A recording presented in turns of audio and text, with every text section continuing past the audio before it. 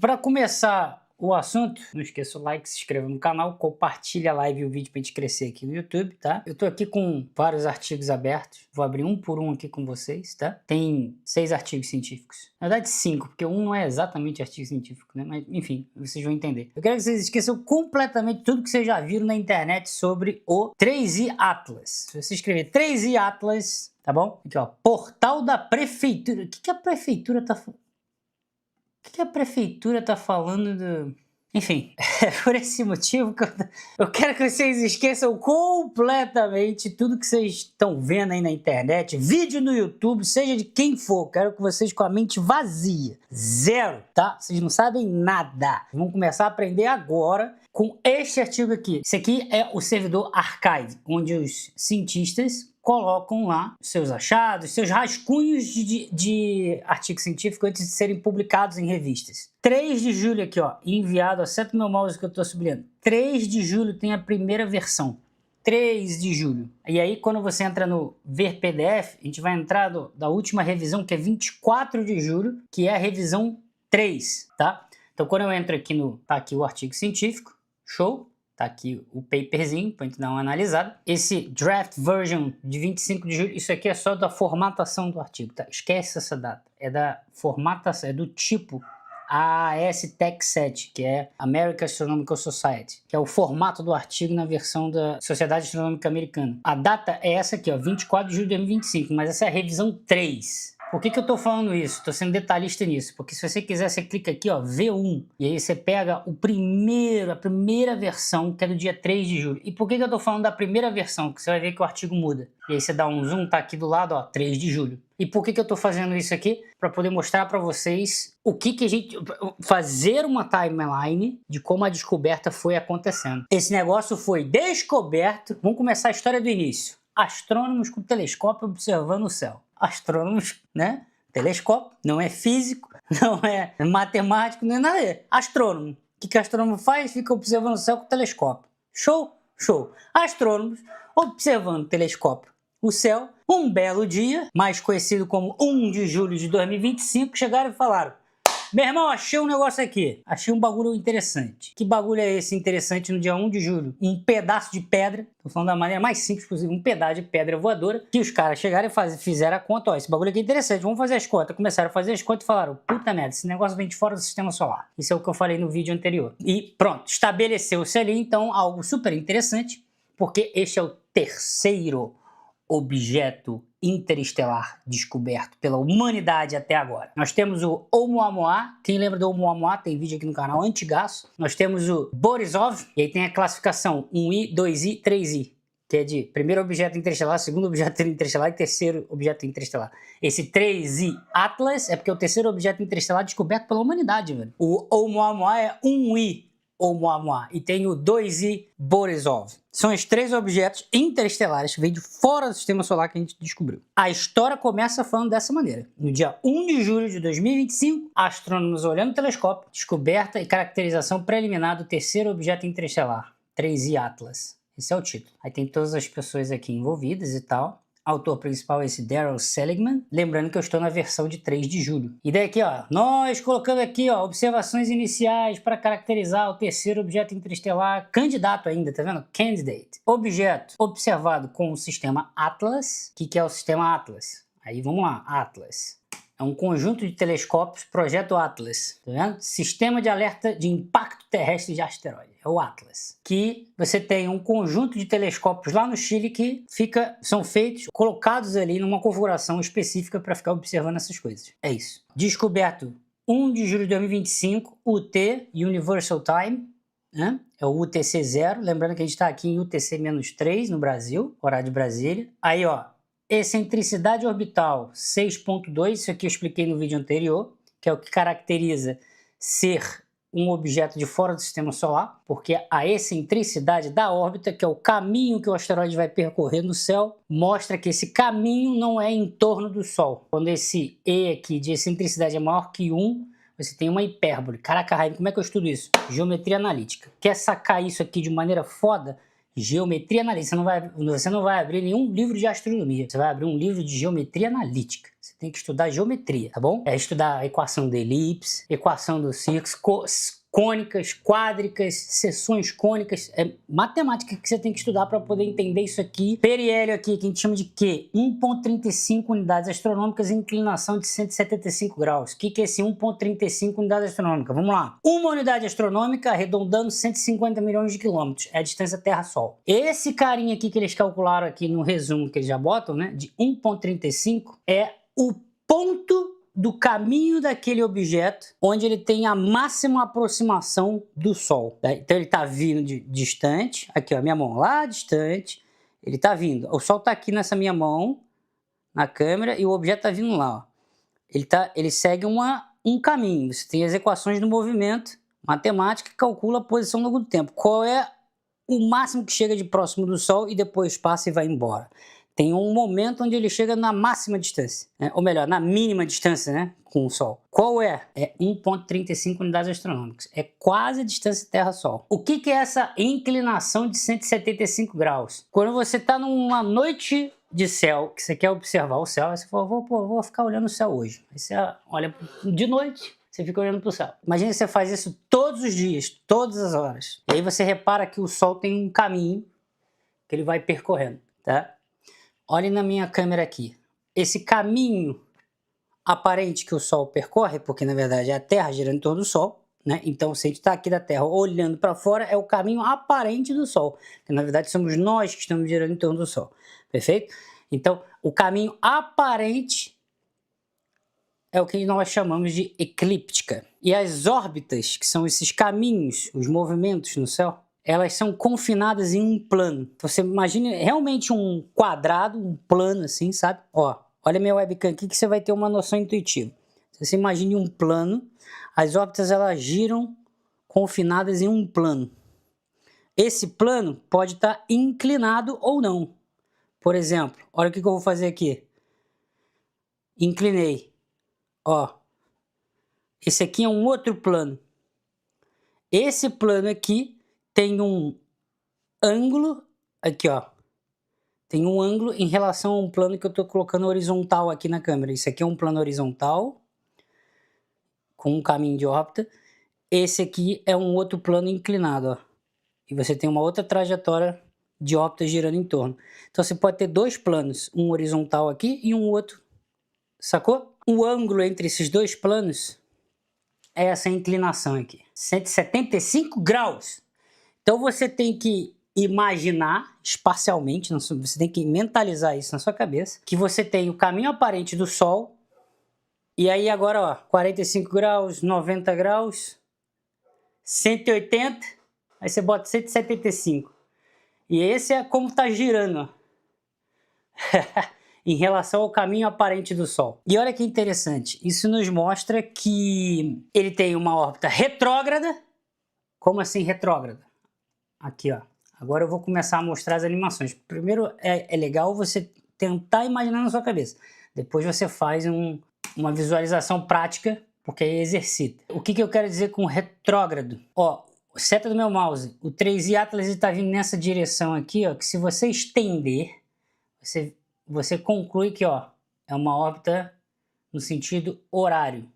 Só que quando você dá play aqui, ó, olha aqui, todos os objetos no sentido anti-horário. Ou seja, o movimento do 3i Atlas é contrário ao movimento dos planetas em torno do Sol. Da maioria, né? Porque tem alguns que têm órbitas retrógradas. Mercúrio, Vênus, Terra, Marte e Júpiter. Todos eles anti-horário. E o Atlas está vindo numa direção que é contrária. Isso daí se dá pela excentricidade, que é um dos parâmetros orbitais. O que é essa excentricidade? Olha aqui. Vocês estão vendo que a gente pode aproximar como círculo ou como elipse. Olha Marte aqui, essa linha vermelha é uma elipse. Você vai fazer uma equação matemática da equação da elipse. Você está vendo que é uma elipse? O que é esse caminho azul aqui, que é o 3i Atlas? É uma hipérbole. Da onde vem essas coisas? Só para vocês saberem, tá? Quem quiser estudar isso mais profundamente, só para vocês saberem. Vem das leis de Kepler, que são as 3 leis de Kepler do movimento planetário, e depois, mais tarde, Isaac Newton com cálculo, com geometria analítica, gravitação universal, ele diz que ele consegue provar matematicamente que as órbitas elas seguem como se fosse um plano cortando um cone em diferentes inclinações. Então, por exemplo, se você chegar aqui, ó, seções cônicas, parábola, círculo, elipse, hipérbole. As órbitas são descritas como um plano que corta um cone em diferentes inclinações. Então aqui, ó, a órbita de um círculo, tá vendo? A órbita dos planetas é uma elipse. Isaac Newton mostrou isso. A órbita dos planetas é uma elipse.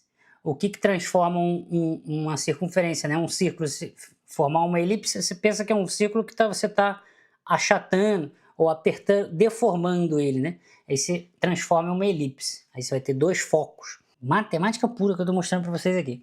E olha o que é uma hipérbole. Tá vendo aqui a hipérbole? Olha como é que é a órbita de uma hipérbole. Olha a seta do meu mouse, tá vendo? O que isso significa? Se você tem um círculo, uma elipse, por exemplo, e um dos objetos, os planetas, digamos o Sol, a estrela, ela está em um dos focos aqui da elipse. Essa elipse aqui, descrevendo o movimento do planeta em torno da estrela, te diz claramente que estão ligados gravitacionalmente. Ela está girando em torno do Sol. Por exemplo, o planeta Terra está girando em torno do Sol. A elipse é a matemática te dizendo, a órbita está presa, a Terra não vai sair do nada e ir embora. O caminho que ela faz está restrito a uma elipse. Quando você chega e fala o caminho do planeta, do asteroide, do que for, é uma hipérbole, olha aqui, ó. Ela não está ligada à estrela, no caso, o Sol. É o que está acontecendo aqui nessa animação do 3I Atlas. O 3I Atlas, objeto interestelar, olha lá, ó, ele tem uma órbita hiperbólica, é uma hipérbole. Ele não está preso, tá vendo? Ao Sol. E é por isso que você vê ele passando assim.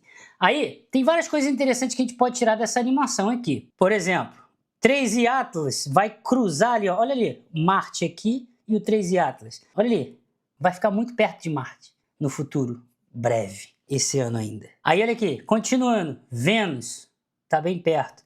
Olha o que acontece com o 3I Atlas em relação à Terra. Neste momento aqui, mais ou menos, já está interessante. Terra, olha a seta do meu mouse. Terra, Sol, 3I Atlas. O que está acontecendo? O 3I Atlas está atrás do Sol. Então, no momento de máxima aproximação, quando ele estiver mais próximo do Sol, 1,35, que a gente viu aqui em unidades astronômicas, a gente não vai conseguir ver. Porque ele está atrás do Sol. O que significa estar atrás do Sol? São 6h50 da noite aqui agora.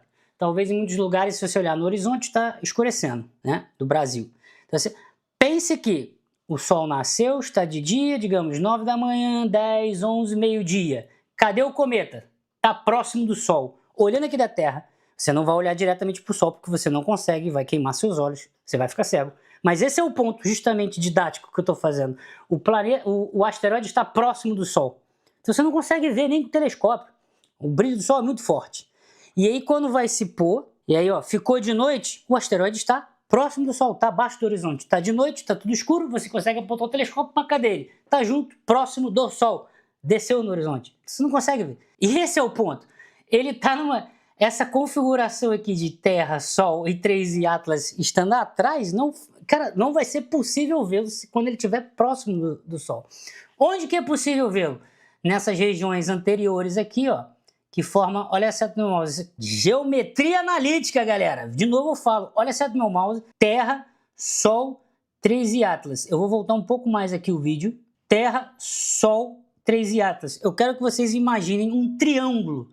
Ó, os vértices do triângulo aqui o 3I Atlas é um vértice, o Sol é outro vértice, a Terra é outro vértice. Olha aqui, ó, um triângulo que eu estou desenhando mentalmente. Eu quero que vocês mentalizem esse triângulo aqui, ó. Terra, Sol, 3I Atlas. 3 vértices. É um triângulo que vai ficar mudando a forma dele. Os lados vão ficar mudando. Certo? Aqui, ó. Olha esse triângulo agora como é que tá.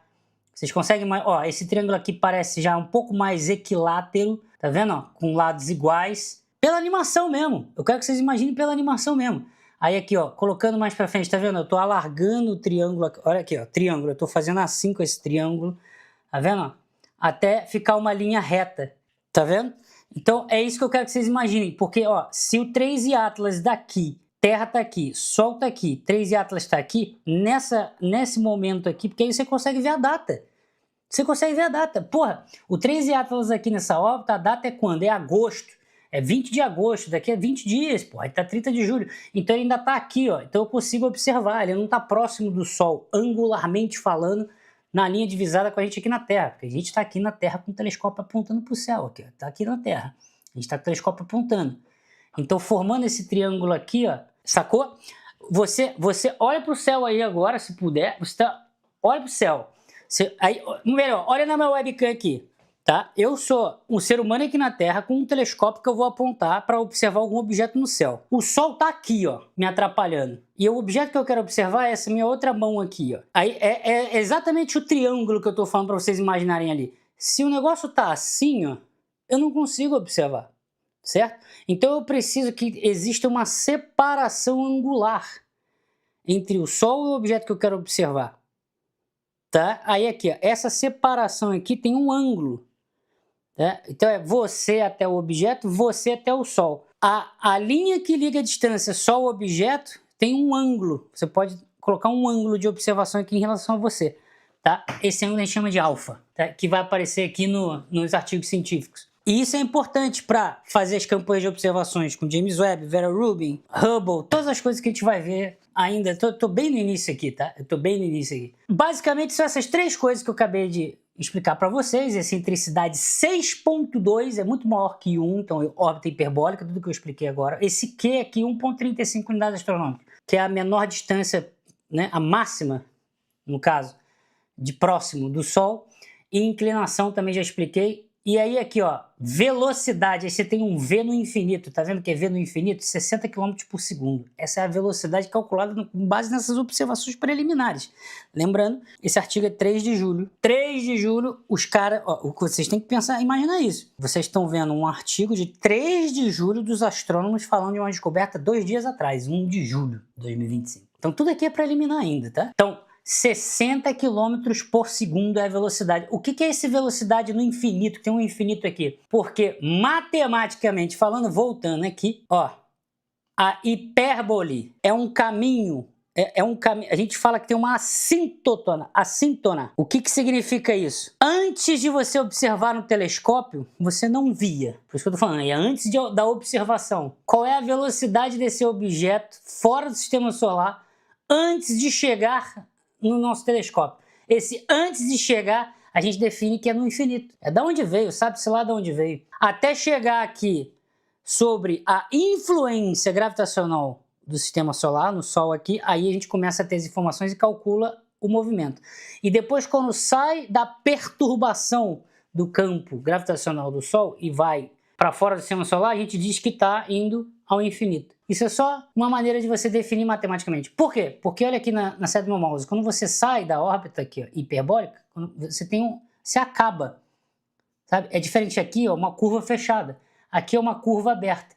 Nessa parte que está aberta, tá vendo? Digamos, o cone acaba, então você fala que é para o infinito. Tá? Então por isso que muitas vezes vocês vão ver essas coisas tipo essa, velocidade do infinito. O que significa agora isso? Que o negócio entrou na nossa visada, entrou na nossa influência gravitacional do Sol a 60 km por segundo, beleza?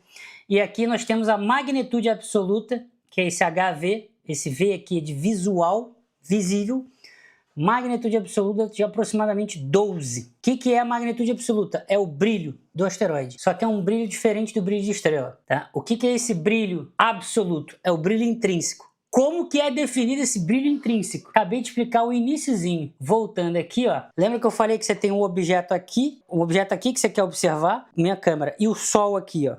E aí você tem essa separação angular. Eu vou chamar esse ângulo de alfa e vou dizer o seguinte. Qual que é a máxima iluminação possível? Pense.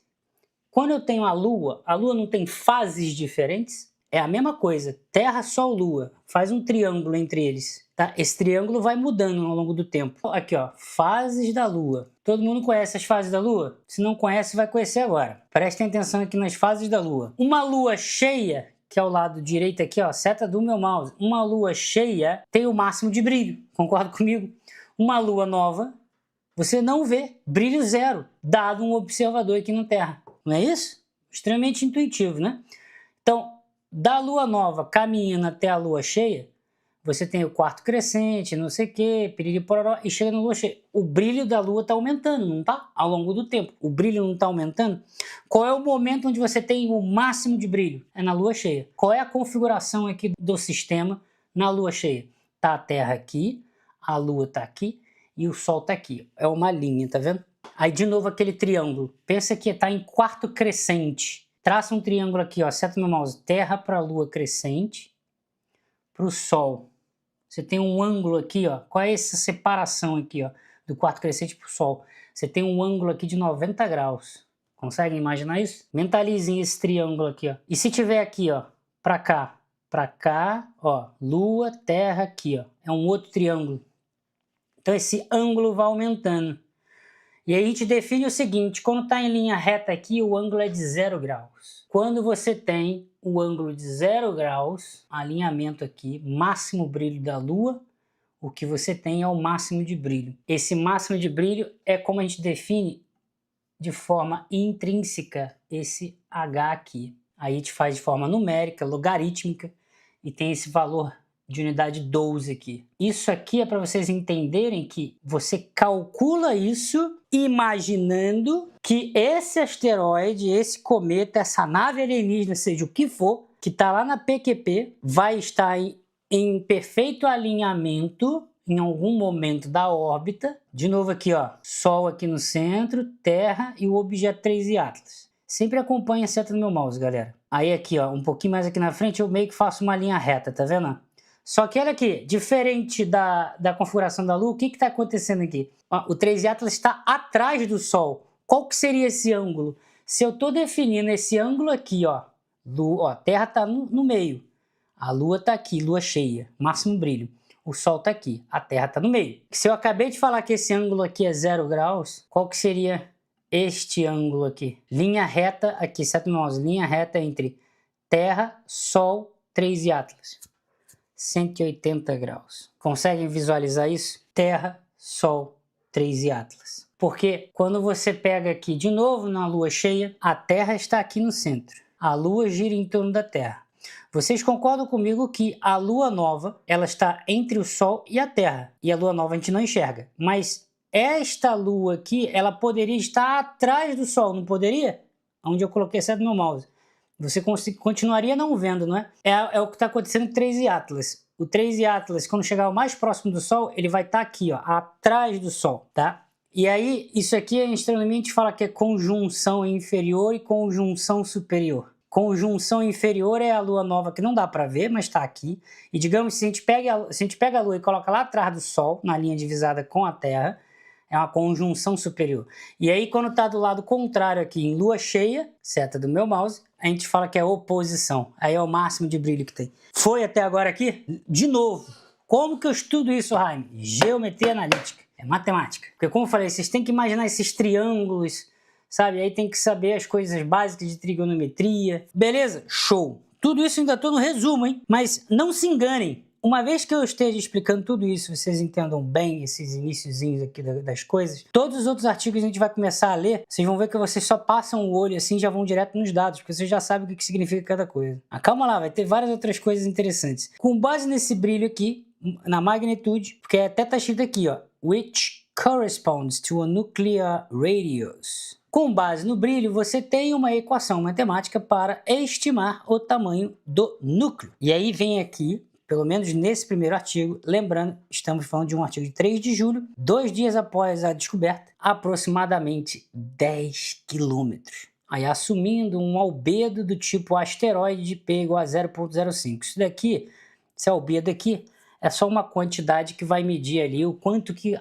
o objeto reflete a luz, porque não é um objeto que emite luz igual a estrela, ele está refletindo a luz do Sol, certo? Perfeito, né? Então, assumindo, tá vendo? Isso aqui é importante, porque se você mudar esse número aqui, isso aqui é uma suposição, se você muda esse número aqui, você muda o tamanho de 10 km. Então, assim, existe uma estrutura ali onde a matemática tem que fechar e fazer o mínimo de sentido. Então você já, opa, olha só, o índice de...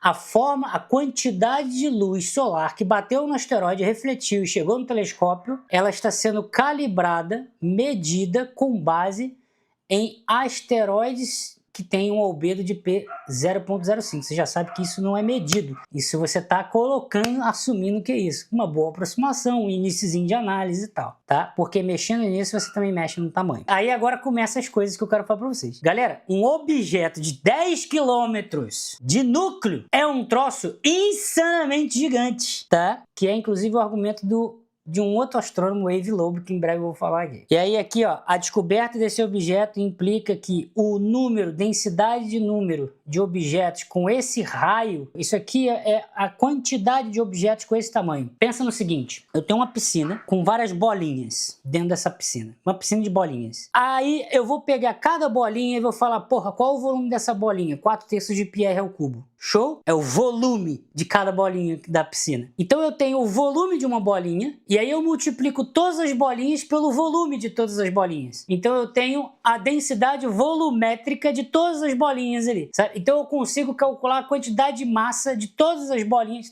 É mais ou menos isso que está sendo feito com o seguinte. Eu quero pegar esses asteroides, modelar como uma esfera, porque aí as contas são mais fáceis, é uma boa aproximação.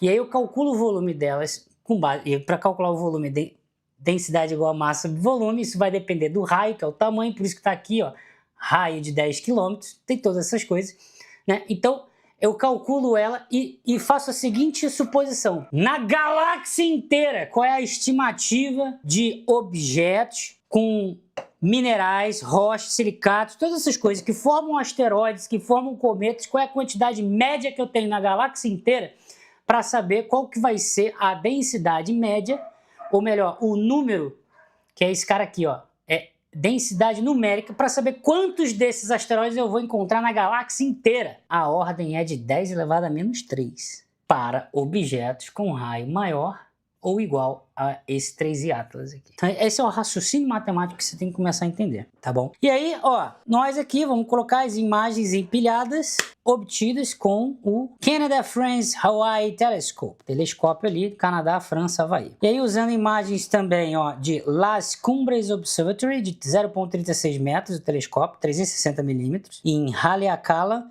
e um outro também, que é esse Focus Telescope North, de 2 metros, a gente acha uma curva de luz, uma leve variação da curva de luz de menos 0,2 de brilho, magnitude, é esse cara aqui, ó, 12, é o brilho, tá variando 0,2 ao longo de 29 horas. Olha só, o que tá acontecendo aqui? Oumuamua não é isso aqui, ó, mó charutão, vou pegar a caneta aqui, Oumuamua, a câmera é o telescópio, olha aqui. Esse objeto está se movendo. Só que vocês concordam comigo que, ó, da direita para a esquerda, ó, tá fora do telescópio. A câmera é o telescópio. Está fora do telescópio, o Oumuamua. Ó, apareceu no telescópio, sumiu. Agora imagina o seguinte, ele vai aparecer no telescópio, ó.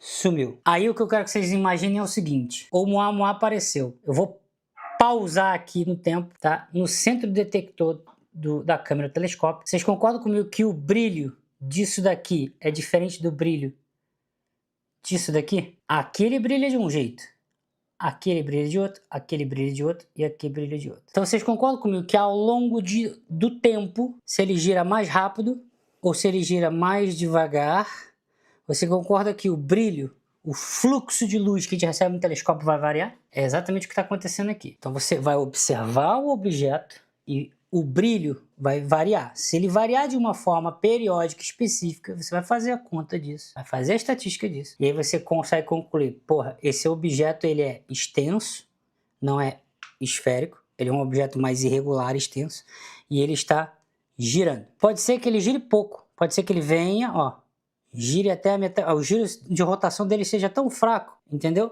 E gire pouco. Pode ser que ele gire muito rápido. Ó, pode ser que ele já entre assim, então o brilho tá fraco. E aí o brilho aumentou, porque ele girou um pouquinho, tá vendo?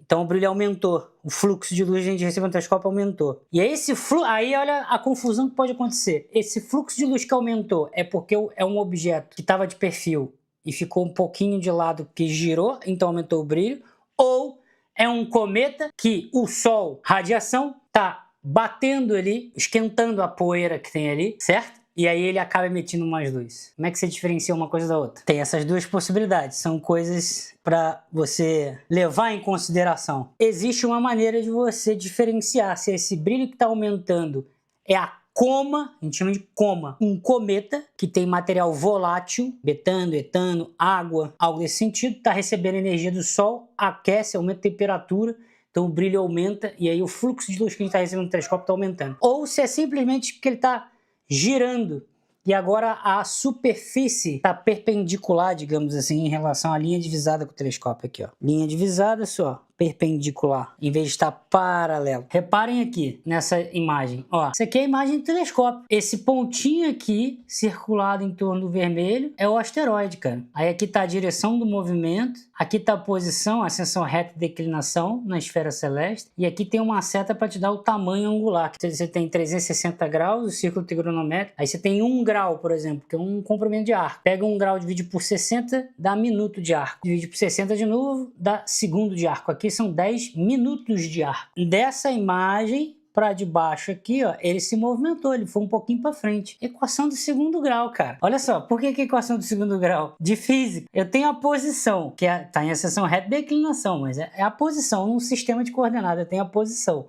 A posição mudou e o tempo passou. 5h15 até 6h20. Eu tenho o deslocamento no espaço e tem o intervalo de tempo. O que você calcula? Velocidade. Velocidade é o espaço sobre o tempo. Tão simples quanto isso, cara. É porque às vezes fica parecendo que é insano, porque telescópio, não sei o que, os artigos científicos, caramba. Aqui embaixo nós temos os elementos orbitais. Isso aqui eu expliquei no vídeo passado. O vídeo anterior a esse aqui eu expliquei que existe um sistema, vou só recapitular rapidinho aqui, mas assistam aquele vídeo lá. Existe um código, um software, que é o Horizons. Esse Horizons qualquer um pode usar. Tem a Web Interface, Command Line Interface. Você utiliza isso aqui para fazer cálculos. É da JPL, NASA. Horizon System. Tá vendo aqui, ó? Dinâmica do sistema solar. Isso aqui é computação, vai utilizar relatividade geral, relatividade restrita, porra toda.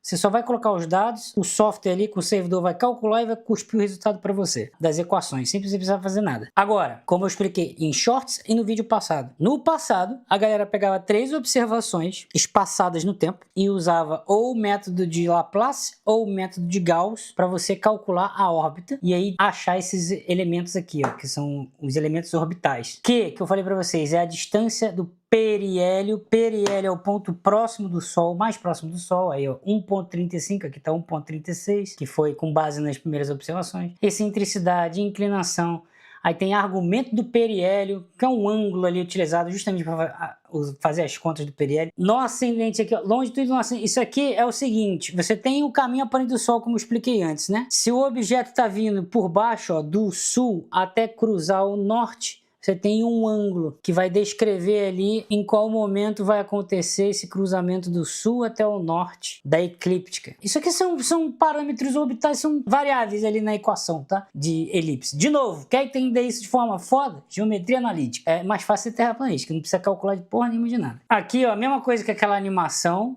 Só que aqui tá Isso aqui é feito em Python, mas é a mesma da animação que eu mostrei, só que uma imagem estática, né? Ó, 13 Atlas foi descoberto, observatório robótico, que ele é automático, do Atlas no Chile, on the evening 1 de julho de 2025, e aí ficou com a designação A11PL3E, tem toda a historinha, tá? Tem toda a historinha. Isso daqui é enviado para o Minor Planet Center, que é aquelas tabelinhas que eu mostrei no vídeo anterior. Aí vem esses follow-up. Follow-up são os observatórios que vão receber esse alerta e vão falar, opa, vamos observar também. Aí tem o Atlas no Havaí, aí tem esse Sutherland, South Africa, Canary Island, que é Espanha, and with dozens of other observatories worldwide, tá? Então, é um alerta, todo mundo aponta o telescópio, vamos embora todo mundo estudar. Que aí tem dados de todos os observatórios diferentes, sabe? Aí olha que interessante aqui, ó. Isso aqui eu queria mostrar. Additional Precovery Images. O que eles fizeram? Pô, a descoberta do asteroide no 1 de julho não significa que foi em 1 de julho. Em 1 de julho o que aconteceu foi, galera, achamos um negócio aqui interessante. Mas ele pode ter sido detectado antes do dia 1 de julho e ninguém prestou atenção. Foi isso que aconteceu? Foi isso que aconteceu. Na verdade, sempre é assim, né? Então aqui, ó, imagens foram achadas no ZTF, tá? Nos dados do ZTF, o telescópio. Antes de 1 de julho, eles vão descrevendo tudo aqui, cara. A descoberta inicial e o arco. Esse arco é o arco de observação. Olha aqui, ó, tem um total de 18 dias Esse artigo aqui é de 3 de julho. E eles têm dados de 18 dias para trás. Olha que interessante aqui, ó, que é falado nessa parte do artigo. Ó. Uma série de 3 de 60 segundos Gray Band Non-Serially Guide Images. Vamos explicar isso aqui rapidinho. Ó. Os caras estão falando o seguinte. Fizemos 3 observações de 60 segundos de exposição, aí aqui ó, em GRI, nos diferentes filtros, tá? Na banda GRI, aquela roda de filtros que a gente tem, como se eu estivesse falando para você, qual é, Bruno? Tira lá, no filtro L, no R, no G, 3 frames de 60 segundos cada um. Aí eu vou e falo para você que eu quero não sideral, tá vendo aqui embaixo do QR Code do Pix. É porque tem duas formas da gente com o telescópio, seja amadores, tipo eu e o Brunão fazendo, ou os observatórios profissionais. Tem duas formas de você fazer isso. Eu quero que você coloque o motor do telescópio para acompanhar o objeto. Então as estrelas de fundo vão se movimentar. Isso é não sideral. Ah não, eu quero que as estrelas de fundo estejam fixas. E aí você vai ver o objeto passando assim. Então as estrelas de fundo estão fixas e o objeto passa na frente. Ou eu quero que o telescópio acompanhe o objeto. Então as estrelas de fundo ficam... Olha aqui, seta do meu mouse, objeto fixo na câmera. Isso aqui atrás ó, é tudo estrela de fundo que vai se movimentando. E aí você acompanha o objeto. Por que eu quero não sideral acompanhando o objeto? Até dei zoom aqui. Ó. Eu quero ver, olha a seta do meu mouse aqui. Eu quero ver essa manchinha aqui em volta. Ó, porque eu vou analisar essa manchinha em volta e tentar entender se isso daqui é coma, que é o cometa que está se aproximando da estrela, no caso aqui com a gente, o Sol. Então, aquece os elementos químicos que estão ali, as substâncias que estão ali e cria esse coma, que é aquela nuvenzinha de detritos atrás, sacou? Eu quero analisar se isso aqui é isso. Raine, como é que tu analisa se isso aí é isso? Curva de luz. O que é essa curva de luz? É o quanto que está variando o brilho ao longo do tempo. E aí tem coisas mais técnicas. Vou ensinar uma coisa técnica para vocês. Uma estrela, ela é uma fonte pontual, pontiforme de luz. Ela é um ponto brilhante. Se você aponta o telescópio, ela continua um ponto brilhante. Se você olha com o binóculo, ela continua um ponto brilhante. Só que no detector, na câmera, no detector, ela se espalha um pouquinho. No detector, ela se espalha nos pixels. Tem um detector, digamos, de 4K, 4.000 pixels por 4.000 pixels. Essa estrela, ela não vai ocupar um pixel, ela vai se espalhar ali ao longo de alguns pixels. Então, você acha qual é uma região do detector onde tem o maior brilho, a maior intensidade de luz, e você repara que dado aquele centro indo para fora radialmente, se afastando do detector, tá vendo aqui, ó, point source.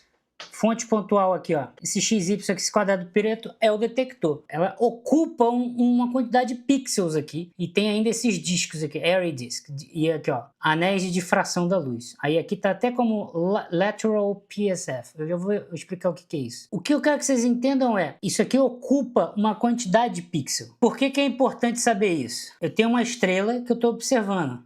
Olha como é que ela vai aparecer no detector. Então eu tenho uma região com maior intensidade e tem uma região com menor intensidade. Você tem uma função matemática, point spread function. Você tem uma modelagem matemática que consegue descrever para você que uma fonte pontual que aparece ali no detector do telescópio, ela vai se espalhar para cima, para o lado, para baixo. Você modela esse espalhamento ali da intensidade da luz ao longo dos pixels. Você modela com uma função matemática, isso se chama PSF, Point Spread Function. Por que isso é importante? Porque quando você observa um cometa, no caso o asteroide, e quer ver se tem, de novo dando zoom, uma região em volta, isso aqui não poderia ser equiparável a uma estrela? Lembrando, cara, está observando um troço muito distante. Isso não poderia ser equiparável a uma estrela que, como fonte pontual, espalha? Então um objeto aqui também espalharia. Só que aí que vem o lance. Eu estou observando o coma, eu estou observando a cauda do cometa, de fato, e aí por isso que está acontecendo esse borrão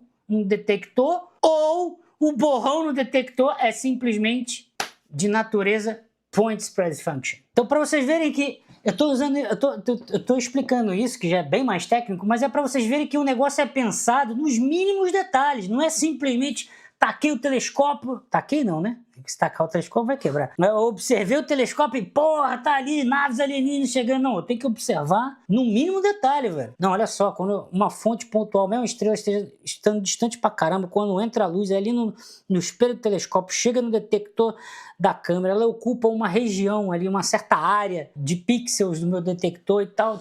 Cara, o negócio é todo calculadinho. É esse gráfico aqui, ó. Reflectância normalizada por comprimento de onda. O 3i Atlas é esse carinha aqui. Lembrando que a gente ainda está no artigo de 3 de julho. E aí você compara com o Oumuamua, lá de 2017, com o Borisov, que são os dois objetos que a gente tem conhecido. E esse aqui é asteroide do tipo D. Asteroides do Sistema Solar do tipo D. E o Atlas, ele segue uma reflectância que aparenta se assemelha a asteroides do tipo D aqui do Sistema Solar. O que é esse asteroide tipo D? Aí você escreva aí no Google, asteroide tipo D. Tem várias configurações. São asteroides que têm aumento de brilho conforme vai indo para o infravermelho. Aqui eu estou aumentando o comprimento de onda. Então eu estou descendo no infravermelho, aumenta o comprimento de onda em direção ao infravermelho. Por que aumenta? Por conta da composição química, aí você tem ali substâncias específicas que, quando estão aquecidas, emitem mais luz no infravermelho do que no visível, do que no ultravioleta, do que no... Enfim, aí você tem essas classificações, tá? Uma dessas classificações é do tipo D. Eles são conhecidos por terem materiais orgânicos e água, tá? Água, gelo de água congelada. Você tem sólidos de água, pedaço de gelo de H2O. Estou munindo vocês para vocês entenderem as coisas, para depois ir para... É igual teve uma pessoa ali que falou, Jaime, qual a chance de ser uma invasão alienígena, como disse o Avi Loeb? Avi Loeb não disse que é invasão alienígena. Isso aí é jornal, sabe? É gente que não estuda e que distorce até mesmo o Avi Loeb. O cara que já é um pouco mais audacioso, porém justo, e faz as contas, a galera consegue distorcer até ele. Por isso que eu falei no início da live, esqueçam tudo que vocês viram na internet. Vocês estão aprendendo essas coisas pela primeira vez aqui agora. Esqueça o que vocês viram na internet. Eu estou mostrando os artigos científicos, tá? E eu estou com o do Avi Loeb aqui aberto, que é esse artigo aqui. Eu vou chegar nele. Inclusive eu tenho outro, que é o comentário dele em cima do outro artigo, ó. Aí, ó, aqui já acaba o artigo, porque ele é muito pequenininho, porque a gente está em 3 de julho. Se a gente voltar aqui, como eu falei antes, e pegar a versão 3, que já é 24 de julho, do mesmo artigo, você vai ver que tem mais informações. A quantidade de gente, é a mesma coisa, a mesma introdução, o mesmo piriri pororó, só que agora melhoradinho, sabe? Mais formatado, aí às vezes eles incluem mais dados. Olha aqui, ó, o que eu acabei de falar para vocês? Que eu quero saber se em volta daquele objeto que eu estou observando, se tem cauda. Coma. Por quê? Porque se eu achar isso, é cometa, tá? E os dados estão demonstrando que tem uma coma em volta. E é por isso, inclusive, que todo mundo chama de cometa. Cometa interestelar. Como que eu vou saber disso? Aí, o que eu acabei de explicar para vocês. Esse negocinho em volta ali é a cauda ou é simplesmente o espalhamento normal da luz devido à natureza tecnológica, da detecção que a gente faz, né? Que é com fontes pontuais, num detector que é plano, essa coisa toda da câmera. Aí, isso aqui é o que está sendo modelado aqui, ó. Você tem um perfil fotométrico. E esse é do VLT. Eu tô pegando o negócio desde a descoberta, sabe? Por isso que eu falei, esqueçam tudo que vocês viram na internet. Esqueça isso. Eu quero trazer vocês no caminho da descoberta. Eu não quero chegar aqui e falar, ó, esse é o resultado, esse aqui é o artigo, um cometa interestelar, pode ser nave alienígena, pode ser esse... Não. Eu quero jogar vocês para trilhar o caminho da descoberta, para ir desenvolvendo o raciocínio, entendeu? Olha aqui, ó. Os pixels individuais são representados por pontos pretos. Aí você tem aqui, ó, média pelos círculos azuis. E o vermelho, a linha vermelha, é a média estelar de uma estrela. Aqui, ó, medida em 10 estrelas bem... com bastante exposição, bastante brilho característico ali, bem firme, sabe? De 10 estrelas próximas do asteroide. Nós temos isso daqui. Então, ó, a linha vermelha aqui é o quanto que, ó, olha o eixo X aqui. Eu tenho o centro da estrela no detector e tô me afastando dela, do detector. Então, ó, o raio tá aumentando do centro do brilho ali no detector do telescópio, tá? Eu tô me afastando do centro. O que tá acontecendo com o fluxo, que é o eixo Y? Ele cai, ó. Então, eu tenho esse perfil. Eu tenho aqui o perfil do que acontece com uma estrela e aqui eu tenho do asteroide. E aí, por estar, tá vendo, ó, mais difuso, essa é a palavra, tá mais difuso que o de uma estrela, ó, isso aqui é uma evidência clara nos mostrando. Aquilo ali que você tá vendo, aquele borrão na imagem, não é o borrão por ser uma fonte pontual se espalhando no detector ao longo dos pixels.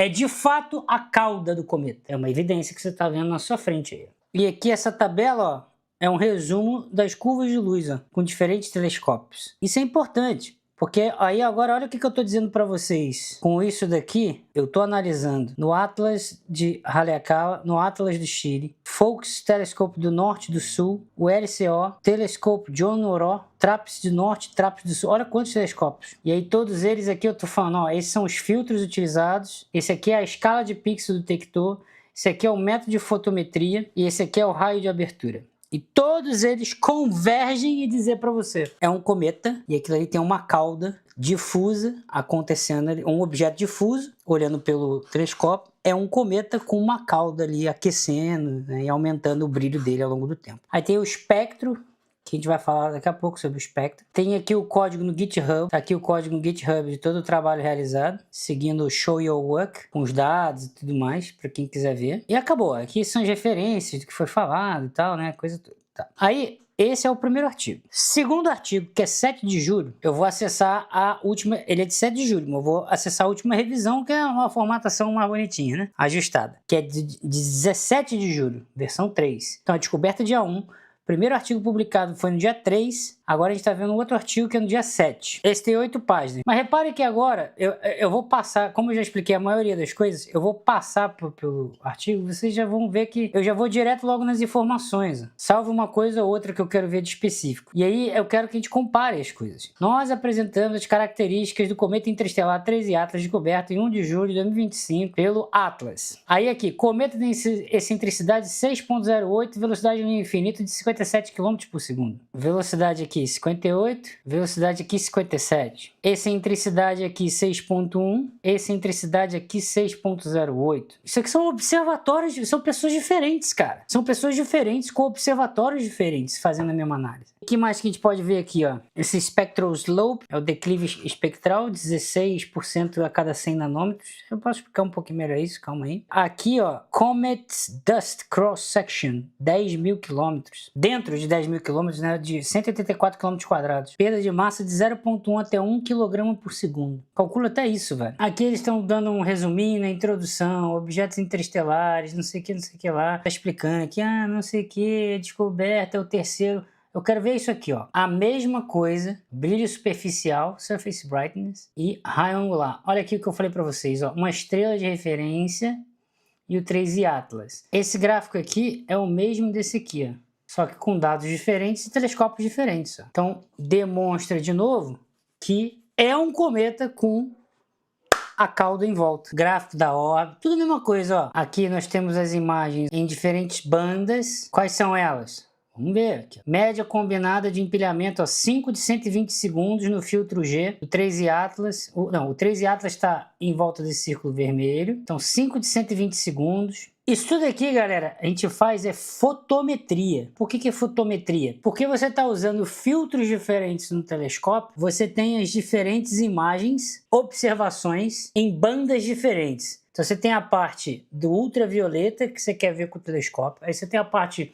visível, tem a parte do azul, tem a parte do vermelho, verde, né? Diferentes partes, cores do visível que você quer observar com o telescópio. E aí você separa isso utilizando filtros. E aí você faz fotometria. Isso é diferente de quando você quer observar fazendo espectroscopia, que aí você pega de forma contínua. É diferente de fazer por fotometria, que é partes específicas do espectro eletromagnético. Por isso você tem fotometria e espectroscopia. Tem vantagens e desvantagens um para o outro. De novo, mesma coisa, tá vendo? Você pega aqui, por exemplo, no R, que é ali por volta do vermelho, no visível, você vê essa mancha aqui em volta. Aí vem aquela pergunta, essa mancha aí em volta é o espalhamento da luz devido à natureza da detecção da câmera, ou esse espalhamento aqui é de fato uma nuvem de poeira, um coma de um cometa? Até onde a gente sabe, é o cometa mesmo, por isso que a gente chama de cometa, por isso que está sendo classificado como cometa e não asteroide. Embora existam outras discussões em relação a isso, tá? Porque tem cometas que são não ativos e se comportam como asteroides e tem a mesma coisa de asteroides, mesma composição ou parecida,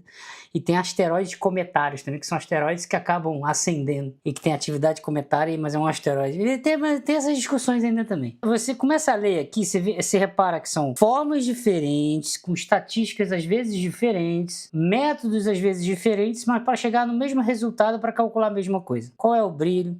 se ele está girando ou não, qual vai ser a órbita, qual o caminho que esse cometa vai passar, vai ser perto, longe do Sol, você quer chegar nos mesmos resultados, e por isso que muitas vezes eu abro um artigo desse aqui, em vez de eu ficar lendo tudo, eu já venho direto aqui, ó. Essa aqui é a equação do brilho, tá? Então é a magnitude, aí eu quero ver, por exemplo, a magnitude, que magnitude é o que estima o tamanho, e aí eu chego aqui na magnitude, ó, usando a equação obtemos a magnitude 12, arredondando aqui e tal, ó, com atenção às incertezas, porque o H foi inferido da equação 1 e estão sistematicamente subestimados por conta da presença de uma fase não conhecida. Tá. Aí, ó, transformamos o H magnitude, piriri pororó. Eu quero saber mais ou menos isso, porque eu pego esses valores e comparo com os outros artigos. Lembrando que a gente está no início, não tem um review.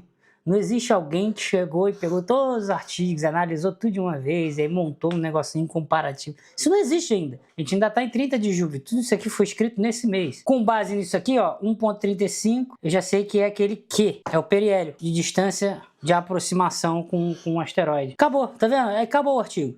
Não tem muito o que falar, sabe?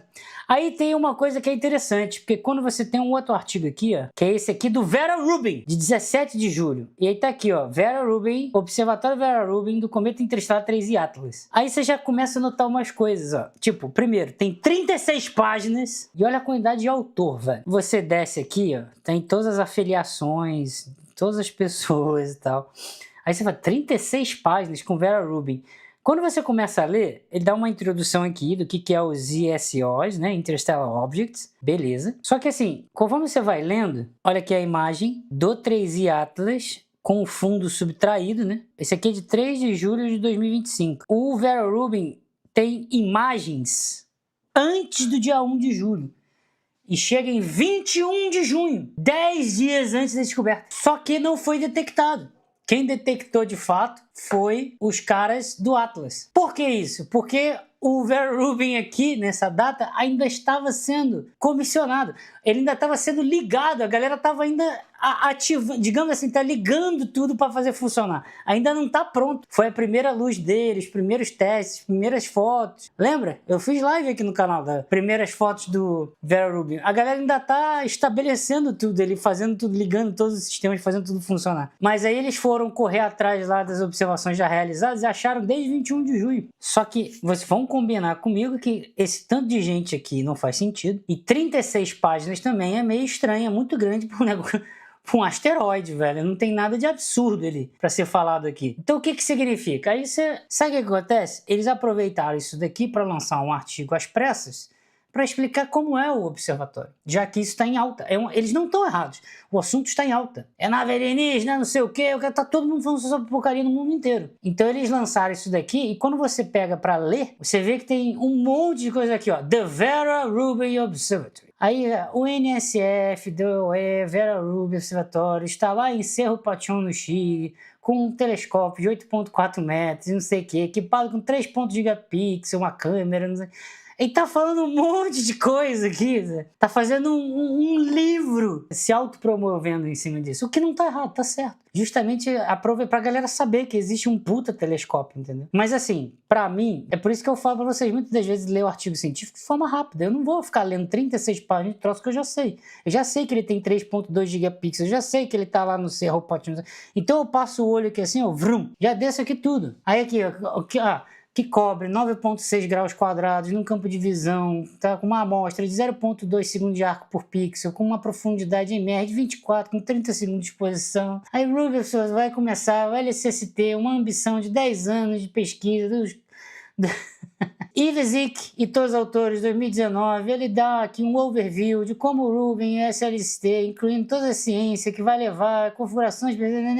Aí, durante a sua LCST, durante a sua pesquisa principal, seu survey principal, vai obter imagens do ultravioleta próximo para o infravermelho próximo, com o GRI e ZY band passes, que são os filtros de passa-banda nos diferentes comprimentos de onda, de aproximadamente 30 segundos por... Entende? Então tem um monte de coisa aqui falando do LSST, aí depois eu desço aqui, tá, agora tem as imagens, vamos lá. Aí tem as imagens aqui, aí eu quero saber os dados, quais foram os dados que eles calcularam. Tá lá embaixo, você desce esses 36 páginas, Vai.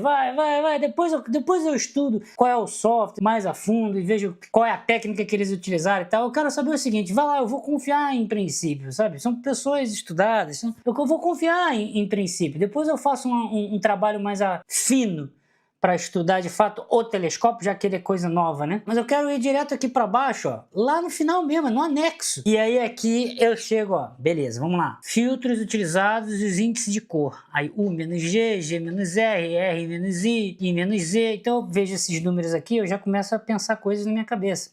Ah, pô, isso aqui são os índices de cor. Isso aqui tá demonstrando, ó, que só de olhar os números aqui, ó, eles diminuindo aqui, então significa que tá aumentando, né? Ao contrário.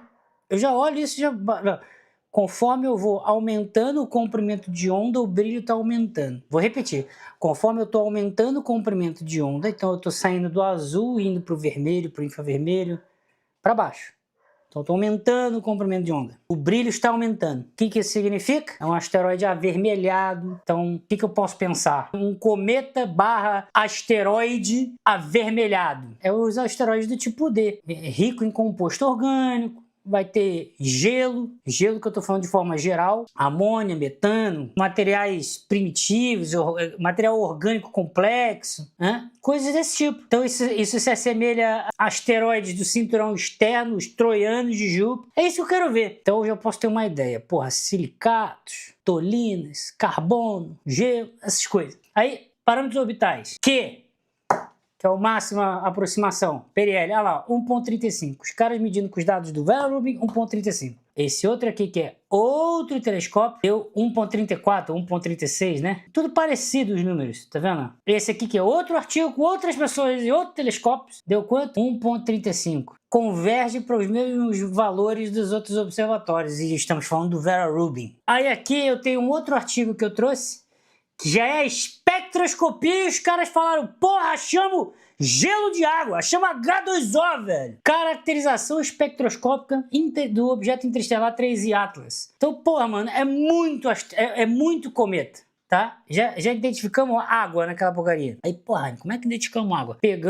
Tiramos um espectro, aí é diferente de fazer fotometria, que é espectroscopia. Quem foi que fez? Aqui, isso aqui é 20 de julho. Gemini Sul, que o Brasil tem participação, Observatório Gemini. A gente faz parte, participação brasileira. Tem dinheiro nosso lá, entendeu? Representantes brasileiros. E esse IRTF da NASA, em 5 de julho de 2025, e 14 de julho. Aí, ó, esse declive 10% para cada 1000 angstrom, declive espectral, é quanto que vai aumentando, ou diminuindo no caso, né? Mas nesse caso aumentando, o brilho conforme você aumenta o comprimento de onda. Você traça uma reta ali, é o slope, é a inclinação da reta. É matemática. Entre 0.5 e 0.8 micrômetros. Aí tu bate o olho aqui, 0.5 micrômetros não é o início do James Webb? É. Confirmando também aqui, ó, mais um que dá evidência de que é um asteroide do tipo D. Então, comprimento de onda longos e no espectro do infravermelho próximo, ele fica flat, significantemente, para 3%, para cada 1000 angstrom, de 0.9 até 1.5, consistente com um comportamento espectral de grandes grãos de gelo de água no coma. Então, a ideia é basicamente o seguinte: 3I Atlas, é esse cara aqui, ó, é o preto, a linha preta, curva preta, tá vendo aí? É o espectro. Então, ó, o que a gente está vendo aqui, ó? Reflectância relativa, 0.2 a 1.6. Eixo X, vamos até aqui 2.2, até 0. alguma coisa, 0.5, né? 0.5 micrômetros até quase 3 aqui. Então, estamos aqui no vermelho e infravermelho. O que está se encaixando de modelo nesse espectro? Um modelo que tem H2O em 30% mais Tagish Lake. Eu vou explicar o que é esse Tagish Lake. Aí aqui embaixo tem Tagish Lake, é um meteorito de Tagish Lake lá do Canadá. É um meteorito, a gente tem isso em laboratório e montamos a estrutura dele ali, o espectro, tá? É esse gráfico aqui de cima. E aqui só gelo de água é esse aqui de baixo. O modelo que se aproxima do que é o espectro observado é um que junta um pouco de cada. Em termos práticos, o que ele está falando? Olha na minha webcam aqui. Você está recebendo a luz do objeto no seu telescópio. Então você monta um gráfico. Ó, o brilho está aqui, ó, a intensidade do brilho. Aí ele pode cair, variar, voltar, não é isso? Subir mais, descer, ou ele pode ser flat, que é dizer que ele está aqui assim. Qual é a característica que a gente está observando aqui? Quando você chega no próximo do 2 micrômetros, você tem uma queda. Essa queda é característica de gelo de água. O que que isso significa? Porque o gelo de água, começando ali no 1,5 micrômetros até o 2 micrômetros, se tem gelo de água, pedaço sólido de água congelada, gelo, lá, se tem isso lá, a luz que está ali interagindo, uma parte dela é absorvida e outra parte é que chega aqui no telescópio. A luz que chega aqui no telescópio, ela está nos mostrando que quando chega na parte do 1,5 micrômetros, que é o comprimento de onda da luz com 1,5 micrômetros, ele tem uma queda. Não chegou. Por que tem uma queda? A intensidade cai. Não está aqui essa luz. Está onde? Está lá. Por que essa luz está lá? Porque é uma luz com um comprimento que interage com gelo de água. Então significa que tem gelo de água lá. Presta atenção. Seta meu mouse. Olha a queda aqui. Ó. Olha aqui no vermelho e no preto. A queda. É o que mais se aproxima. Só que você fala, porra, mas ao olhar essa região, ao olhar o espectro de fato preto, eu não consigo identificar essas proeminências. É porque aqui foi feito com matemática. Muitas vezes você não consegue ver visualmente. Mas mesmo quando você não vê visualmente, isso também te dá um insight. Você fala, pô, olha só, tá com baixa resolução espectral. É isso mesmo? Tá com baixa resolução. Isso é o início das coisas. De novo, tem um mês ainda que tá vendo. Isso é o início. Tá? É o início. Isso aqui é uma evidência demonstrando que possivelmente tem água. Como é que você resolve isso? James Webb. Tira logo um espectrão bonitão, com muito mais resolução e confirma essa bogaria assim, com quase 100% de chance. Ó, tem água mesmo, não tem, é nave alienígena, tem duas armas apontadas em direção à Terra. James Webb é o cara. Mas isso aqui é bastante interessante porque tudo converge a dizer que o negócio é um cometa interestelar. Agora vamos começar as polêmicas. Abraham Loeb, para quem não conhece, nosso caro amigo Avi Loeb, eu gosto dele. É um cara que tá sempre falando de ET aí, tá sempre falando de extraterrestres. Eu acho que ele faz uma coisa muito foda, velho. Ele traz a galera pra ciência. Ele é bastante criticado e eu defendo ele, velho, porque ele faz conta. Aqui, ó, tá vendo aqui? Isso aqui é um comentário dele. Ele faz conta. Porque o que a gente vive vendo na internet, vive vendo por aí, é a galera que vive falando de ET e só fica falando de relato, coisa da cabeça, do que acha, do que acredita, de não sei o que. Esse cara aqui, ele faz uma análise científica. Você pode não acreditar, mas ele faz uma análise científica. Independente se você acredita ou não em extraterrestre ou algo nesse sentido. Então, ele tá tentando trazer a galera para estudar essas coisas de maneira científica. É diferente da galera que não sabe fazer uma conta, não tem um raciocínio matemático minimamente estruturado para argumentar em cima. Ele tem, ele faz. Segundo ponto, ele fala um negócio, você vai lá e lê o que ele falou e depois você vai e pesquisa na internet o que as pessoas falam. As pessoas conseguem... Jornalista, canal de YouTube, essas pessoas conseguem distorcer o que o cara fala, velho. Então quando você pega aqui, por exemplo, ó, o artigo dele, Objeto 3 Atlas é uma tecnologia alien. E aí, a primeira coisa que eu quero que vocês saibam é, isso é de 21 de julho. Esse aqui é um artigo dele junto com o Adam Hibbard e esse Adam Kroll. E o Loeb aqui, o Avi, ele não tá nem como principal. Ele tem um outro que é esse aqui, que é um comentário que ele fez. Comentário sobre o descoberta e caracterização preliminar do terceiro objeto interestelar 3I Atlas. É um comentário em cima deste artigo aqui, ó, que a gente leu. Qual foi o comentário que ele fez? Eu vou começar por esse. O comentário que ele faz é o seguinte. Cometa 3I Atlas mostra uma atividade cometária, é aquele coma que eu estava discutindo com vocês, fraca. Com base no que a gente viu até agora, é fraco? Não, não é fraco. É fraco no 9 de julho, que é a data que ele fez esse comentário. Porque o último artigo que a gente leu já era a espectroscopia, onde a gente identifica gelo de água. E isso é 20 de julho. Então atenção às datas. Mas na época que ele escreveu, esse comentário era baixo. Seu brilho, que sugere um raio máximo, como falei para vocês, com base naquele H, que é a magnitude, você faz a conta para estimar o tamanho do asteroide. Você sugere um raio máximo de 10 km. Tamanho do objeto. Esse objeto de 10 km é insanamente gigante, velho. E é o que ele está argumentando aqui. O que é esse A dividido por 0,05 elevado a menos meio? Que é um asteroide com albedo A, que tem 0,05 aqui para calcular a reflectância. O que é isso? É o quanto que reflete de luz. A luz do Sol bate no asteroide, reflete e chega no nosso telescópio. Tá? Então, com base na superfície do asteroide, com base na composição, você consegue falar quanto que está refletindo. é uma quantidade, esse albedo é uma quantidade relacionada a isso. I show that interstellar objects, eu vou mostrar aqui nesse artigo, objetos interestelares com um raio, ele está acima da densidade de massa esperada do todo orçamento, mass budget, o orçamento de massa de cometa, possíveis para cometas estelares e asteroides. É aquilo que eu falei para vocês, eu vou repetir aqui. Então, ó, dado esse orçamento, a taxa de detecção de objetos como 3 Atlas implica que esse cometa tem ou um núcleo pequeno, de menor que 0,6 km, ou ele é um membro de uma população rara com um número de densidade de 5 vezes 10 elevado a menos 8 por unidade astronômica. Isso para raios maiores que 10 km. Aí aqui, a segunda possibilidade pode sugerir que essa população rara de objetos 3 Atlas é a parte que ele aqui é a parte que ele fala que isso pode ser tecnologia alienígena. Olha só, o argumento é o seguinte, vamos lá, analogia para todo mundo entender. Aqui tem a equação que ele coloca. N0 vezes 4/3 de πr ao cubo vezes ρs. Você vai pegar uma piscina de bolinhas, cada bolinha é um asteroide. Você vai pegar uma bolinha, qual é o volume de uma bolinha? 4/3 de πr ao cubo. Matemática pura aqui. Multiplica pela densidade e pelo número. Então você vai pegar uma piscina de bolinhas, pega uma bolinha, calcula o volume dela. Se você tem, digamos, 1000 bolinhas nesta piscina, você multiplica 1000 pelo volume de cada uma, o que você acha? A densidade de massa na piscina inteira, não é isso? Concorda comigo? É o que ele está fazendo aqui, só que aqui é de maneira genérica. Aí aqui ele faz de forma, a mesma equação, só que de forma normalizada. Que aqui ele coloca, ó, para o asteroide 3 Atlas, o artigo do cara lá, esse artigo aqui, ó, esse artigo aqui, ele pega o número deles e coloca aqui, ó, densidade numérica, 5 vezes 10 elevado a menos 4 por unidade astronômica ao cubo. Que é volume, galera. Aí olha só, a piscina de bolinha. Você vai entrar na piscina de bolinha e vai pegar um conjunto de bolinhas, assim. Essas bolinhas da piscina podem ter tamanhos diferentes. O raio dessas bolinhas. Ah, tem bolinhas maiores, bolinhas menores, bolinhas médias e tal.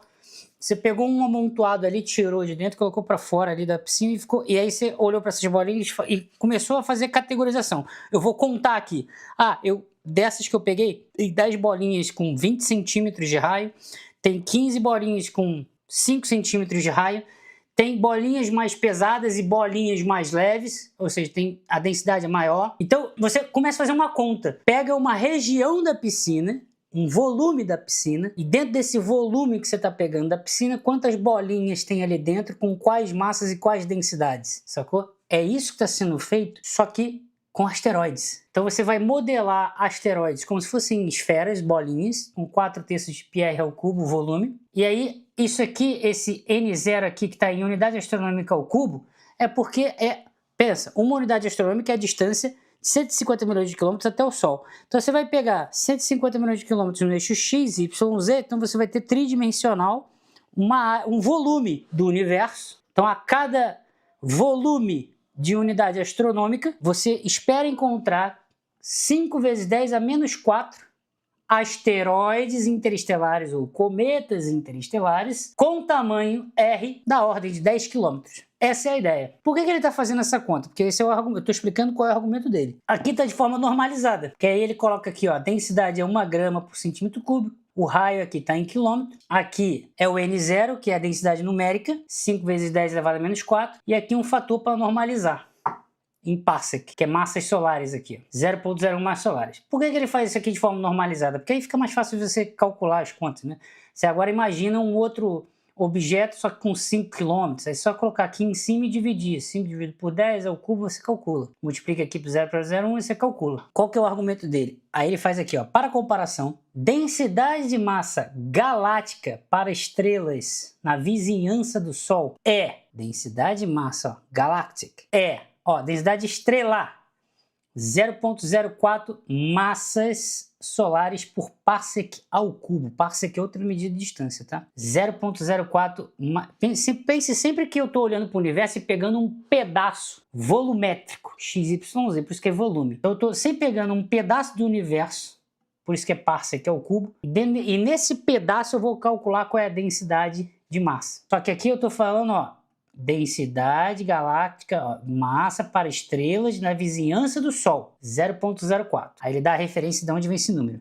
McKee, os autores de 2015. Aí olha aqui, ó, a densidade de massa total de elementos pesados, que são as fontes que montam, que constroem os cometas e os asteroides interestelares, tá aqui, ó, 0,02 vezes a densidade de massa das estrelas. E isso aí dá 8 vezes 10 elevado a menos 4. Presta atenção. O que você espera aqui é que a densidade de massa de asteroides interestelares seja menor do que a densidade de massa de materiais rochosos ao longo das estrelas. Você consegue perceber o argumento dele? Da onde vêm os asteroides? Da onde vêm os cometas? Vem de estrelas. Concorda comigo? Então você tem nuvem molecular, pensa na galáxia inteira, você tem as nuvens moleculares que formam as estrelas. Essas estrelas elas se formam, ejetam material, esse material se esfria, começa a aglutinar, forma os planetas, forma os asteroides, forma os cometas, todas essas coisas. Da onde vem a massa que forma os asteroides e cometas? Das estrelas. Então,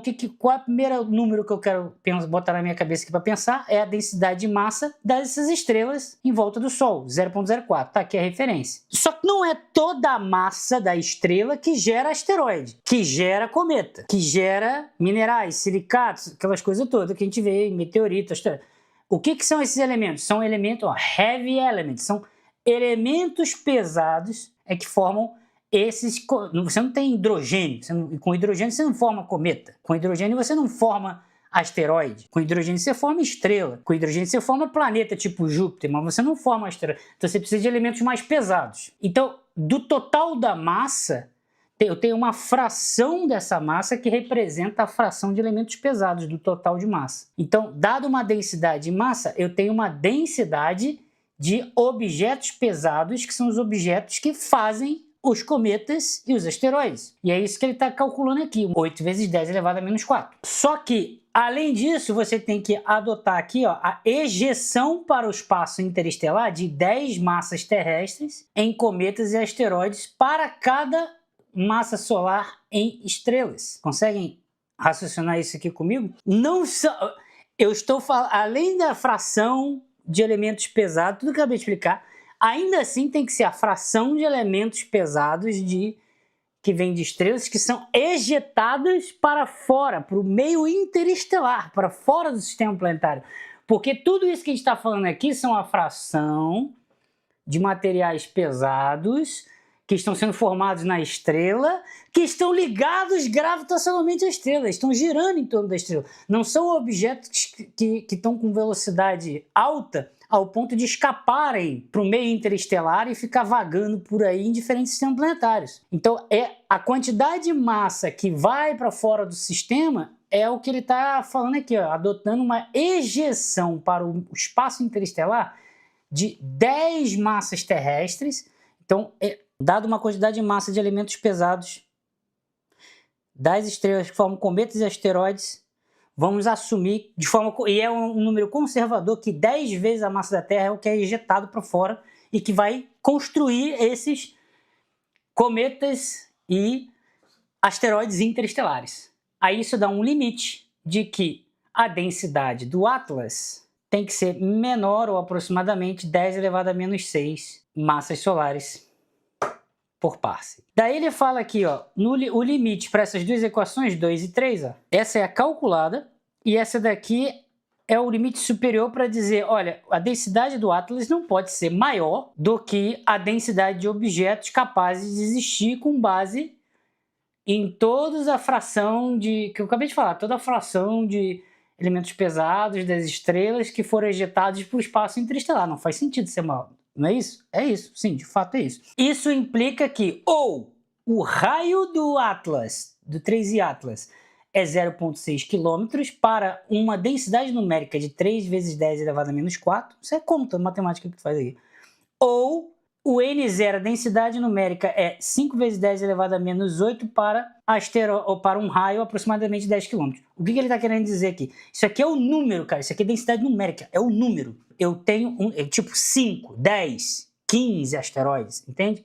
Só que está em notação científica. Eu tenho 5 vezes 10 elevado a menos 8 asteroides por cada unidade astronômica ao cubo que tem raio aproximadamente 10 km. Ou eu tenho 3 vezes 10 elevado a menos 4 asteroides por unidade astronômica ao cubo, que tem raio menor que 0,6 km. E esses dois números são argumentados aqui matematicamente por esta equação e essa daqui. Aí ele até fala, no primeiro caso, o raio tem limite entre as duas equações, né? E é aproximadamente 2 vezes o limite do núcleo do raio do cometa interestelar 2I Borisov, o outro cometa interestelar que a gente já detectou. Conclusão. Aí aqui, eu concluo que o reservatório de massa galáctico em forma de materiais rochosos ejetados de sistemas planetários, tá? Implica que isso é ou a reflexão da luz no cometa se origina da pluma cometária, onde a maior parte de sua massa está contida em um núcleo compacto com raio menor que 0,6 km. O que ele está dizendo aqui? Ó, o núcleo do cometa é 0,6 km. O resto do brilho que ele está observando, você não pode utilizar aquilo ali para estimar o tamanho completo, porque não é, esse brilho não é o tamanho completo, esse brilho é a atividade cometária que está aquecendo ali, entendeu? E aí aumenta o brilho. Esse é o primeiro ponto. Ou 3I Atlas contém um objeto sólido com um raio de aproximadamente 10 quilômetros. Pode ser que tenha também. O que é mais engraçado é o final aqui. O que ele está dizendo aqui? Ou essa porcaria desse 3I Atlas, como asteroide de 10 quilômetros, é hiper raro de encontrar, porque uma coisa hiper rara de encontrar, logo como o terceiro, sendo que a gente só encontrou 2, aí no terceiro a gente já encontra um negócio super raro assim, entende? Ou é isso, ou ele é um cometa que o núcleo é pequeno. Se é um objeto sólido com raio maior ou igual a 10 km, então esse reservatório de materiais limitados interestelares iria sugerir uma trajetória que favorecesse esse mergulho orbital em direção ao nosso sistema solar, perhaps by technological design. Esse é o argumento. Ou seja, ele está falando que é um objeto gigante que é não natural, é artificial. É uma nave, basicamente é chamar de nave, é uma nave alienígena que está numa trajetória mergulhando no nosso sistema solar para fazer observações ou algo nesse sentido. O artigo do Vera Rubin, que é esse 36 páginas que eu estava falando com vocês, ele cita, baseado nos dados publicados do Atlas, isso aqui, Loeb 2025, tá vendo aqui, ó, notes that. Aí aqui, ó, um objeto com 10 km implica numa densidade numérica local N0 de 3 vezes 10 elevado a menos 4 por unidade. Tá vendo? Ele está citando, o artigo do Vera Rubin está citando o Abraham Loeb, o comentário que ele fez aqui com essa conta. Porém, ainda assim, mesmo que não seja da ordem de 10 km, mesmo que seja da ordem de 5 km, a metade disso, que é o número que vocês vão encontrar, aqui ó, diâmetro médio, mean diameter, mas aqui é diâmetro. Tá vendo aqui, ó, 4 a 5 km. Não é raio, é diâmetro. Mesmo que você considere o diâmetro médio de 4 a 5 km que está aqui, ó, ainda assim ele estoura esse limite aqui, ó. No artigo da Vera Rubin, de 36 páginas, eles trabalham num tamanho que dá a metade. Ó, corresponding to an upper limit effective radius menor que 10 km.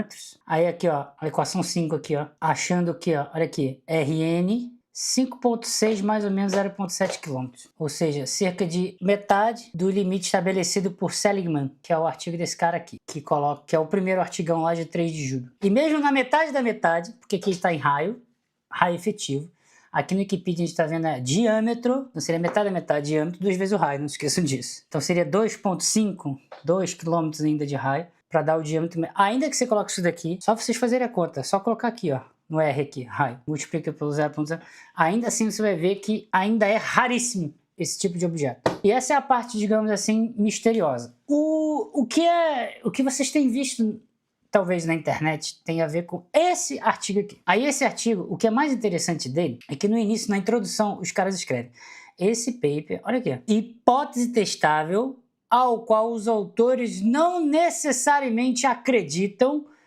porém, vale a pena o trabalho de análise e de report por 2 razões. Primeiro, as consequências, se a hipótese estiver correta, poderiam ser um problema para a humanidade e poderia requerer, tá vendo, medidas defensivas se for uma nave alienígena. Mas olha o que é interessante aqui, ó. A hipótese é um exercício interessante por si só. É divertido de investigar, tá vendo? Independente da sua validade. E de fato é. E tá escrito no artigo, velho. Então, porra, quando você pega aqui o resumo, ó, não, recentemente descoberto, cometa interestelar, isso aí aqui, ó, as a largely pedagogical, como exercício pedagógico, tá no resumo do artigo.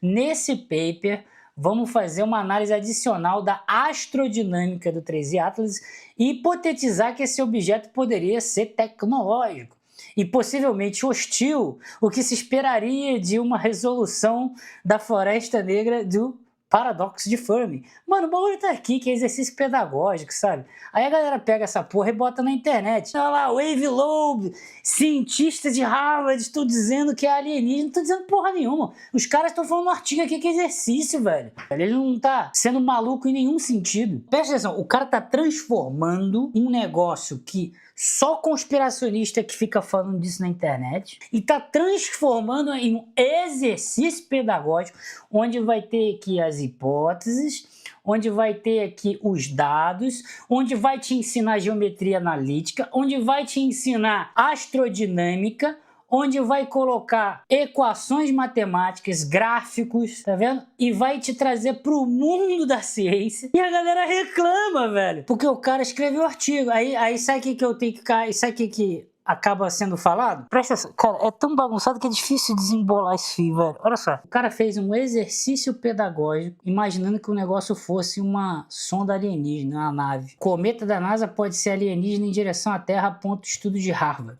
Cientista de Harvard levanta hipótese de nave alienígena se aproximando da Terra. Outro dia desse eu vi essa imagem aqui que os caras pegaram, uma postagem assim, pegaram essa imagem aqui e falaram Avi Loeb, cientista de Harvard, aí botando uma imagem dessa com um círculo vermelho em volta. Cientista de Harvard nos informa que tem uma frota de alienígenas em direção...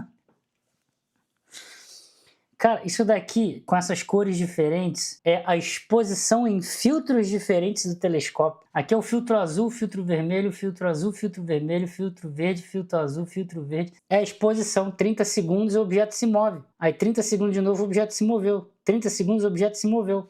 Aí fica criando essa trilha aqui. São os frames combinados. O que poderia, de observação prática, mostrar que o 3i Atlas seria uma sonda alienígena? Se quando chegasse, quanto mais próximo chegar aqui, ó, você apontar o telescópio e ver se a velocidade diminuiu, se os parâmetros orbitais mudaram do nada, se tem algum movimento errático acontecendo. Vocês não concordam comigo? Isso é claramente possível, é só você apontar o telescópio e ver se a velocidade, se a posição, se a distância, se a aceleração, se o giro, se alguma coisa acontece ali de forma bizarra. Agora vamos fazer uma especulação muito foda, e que é interessante, tá? O exercício é interessante. Eu vou acrescentar algumas coisas para além do que o Wave Loeb falou, tá? E, obviamente, você não vai ver isso em lugar nenhum da internet, porque sou eu que estou falando aqui agora com vocês. Olha só. Se você fosse um alienígena que quisesse visitar o planeta Terra, mas não quisesse que o planeta Terra te visse, você não quer correr riscos, porque é uma vida alienígena, mas você quer dar uma analisada, e aí você já sabe previamente que no terceiro planeta, Mercúrio, Vênus, Terra, no terceiro planeta do Sistema Solar você tem vida, você já sabe disso previamente, você vai calcular qual que vai ser a sua trajetória de tal maneira que você não sofra risco. Você é o ET, eu sou, né? A gente faria isso, não faria? Então vamos lá, quais coisas a gente faria? Vamos bolar um plano para a gente fazer esse tipo de coisa. Primeiro, a nossa nave iria chegar, eu primeiro iria saber que, olha só, eu já sei que tem vida na Terra, então eu já sei que eles têm telescópios. É uma civilização, eu faço parte, ou você que está me assistindo faz parte de uma civilização mais inteligente. Então eu sei que tem vida na Terra, eu sei que eles têm telescópio, eu sei que eles lançaram coisas para o espaço, eu sei que eles têm ondas de rádio, eu sei que eles estão no braço de Órion, numa direção específica da galáxia, então eu sei qual é a região onde tem menos densidade de estrela para observar no céu e sei qual é a região em coordenadas galácticas que fica difícil de me observar. Então, primeiro de tudo, até eu chegar nos telescópios da galera da Terra, ou seja, no momento em que eles começarem a me detectar, eu vou fazer o seguinte, eu vou vir numa direção que eu esteja ao longo do bojo da galáxia, que é a maior densidade de estrela. Então, os astrônomos foda lá da Terra, quando eles apontarem o telescópio e verem que tem um objeto se aproximando, esse objeto está aproximando na direção onde tem a maior quantidade de estrelas no céu, para poder ficar difícil de eles ficarem me vendo pelo telescópio. O 13 Atlas vem dessa direção. Segundo ponto, eu tenho um sistema aqui na minha nave em volta, porque os caras são inteligentes. Lá tem astrofísico, tem uns terraplanistas lá que não sabem porra nenhuma, mas tem uns inteligentes foda lá no planeta Terra. Então, porra, como que eu posso fingir para que eles não fiquem prestando atenção em mim, um objeto que já chegou nessa direção do bojo galáctico, né? Então tem muita densidade de estrelas, fica difícil distinguir e trabalhar os astrônomos ali quando tentar me observar. Qual é a segunda coisa que eu posso fazer para enganar esses putos na Terra? Os caras estudam asteroides e cometas, né? Então vamos fazer o seguinte, vamos criar um sistema aqui que eu fique emitindo partículas em temperaturas específicas ao longo do tempo, e aí quando eles me observarem quando eu sair da região de densidade galáctica, com maiores estrelas, né? E aí eu começo a ficar mais visível para eles no telescópio, vamos fazer um sistema aqui que eu fique emitindo essas partículas quentes de água, e aí quando eles tirarem espectro, eles vão imaginar que é um que é um cometa com atividade. Aí para eles é só um cometa. Beleza. Terceiro ponto. Quando a gente chegar muito perto da Terra, cara, eles vão acabar vendo a gente, porque aí não vai ter jeito. Nem o nosso sistema aqui de fingir que tem cometa, né, para eles acharem que é o cometa, esse sistema não vai funcionar quando a gente ficar muito perto. Não tem problema. Quando a gente ficar muito perto, a gente vai ficar em conjunção superior com a Terra, que é o que acontece. No momento de máxima aproximação do Sol, aqui ó, 3 e Atlas, certo no meu mouse, Sol aqui e a Terra. No momento de máxima aproximação, a gente fica atrás do Sol. Então não tem como eles verem nenhum lugar da Terra. De manhã o Sol está de dia aqui, a nave vai estar do lado do Sol, angularmente espaçado. Quando tiver de noite, tá junto com o Sol angularmente espaçado, visto da Terra. Então tá abaixo do horizonte. E abaixo do horizonte, na parte de dia da Terra, também não vai conseguir ver, porque está do lado do Sol, é muito brilhante. Então a gente fica atrás do Sol no momento de máxima aproximação. A gente vai e passa do ladinho de Marte aqui, aí dá uma estudada em Marte, consegue dar uma estudada na Terra aqui antes, consegue estudar um pouquinho depois de Vênus aqui, ó. E depois lá na frente, a gente ainda passa pertinho de Júpiter, ó. Já estuda todos os planetas de uma vez. Mano, os argumentos todos que eu tô dando aqui criam uma narrativa de que poderia ser sim uma nave alienígena, não poderia? Aqui, com base na imagem, porque não importa a data certinho. Em algum momento, ó, 3 Atlas está seguindo aqui a trajetória. Em algum momento, a gente vai observar com o James Webb, ó, provavelmente aqui, tá vendo? James Webb. E depois, olha, depois, aqui ó, James Webb aqui também, depois. Inclusive aqui, ó, olha lá, você aponta o James Webb. Mas na máxima aproximação, nem o Hubble, nem o James Webb será possível de apontar. Porque eles não têm uma liberdade espacial suficiente para você fazer isso. Se você apontar o Hubble, vai queimar tudo, porque o Sol vai estragar o telescópio. Se você apontar o James Webb, vai queimar tudo, porque vai estragar o telescópio. Então, quer dizer, esse é mais um argumento que eu vou dar. Além disso, eu vou passar numa órbita específica que eles não vão colocar atrás do Sol, então ondas de rádio não vai me pegar. Vou passar numa região específica que nem Hubble, nem James Webb vai conseguir me apontar, senão eles vão perder o telescópio, porque o Sol vai queimar tudo, vai estragar tudo. O negócio tá tudo perfeito para ser uma nave passando pelo sistema solar.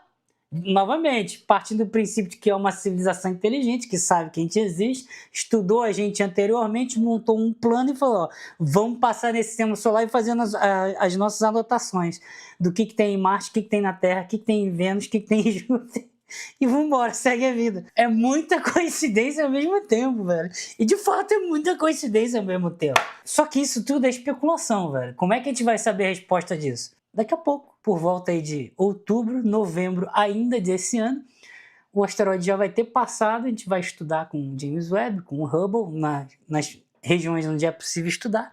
Vamos ver se o comportamento muda, se tem alguma coisa bizarra que acontece, e é isso.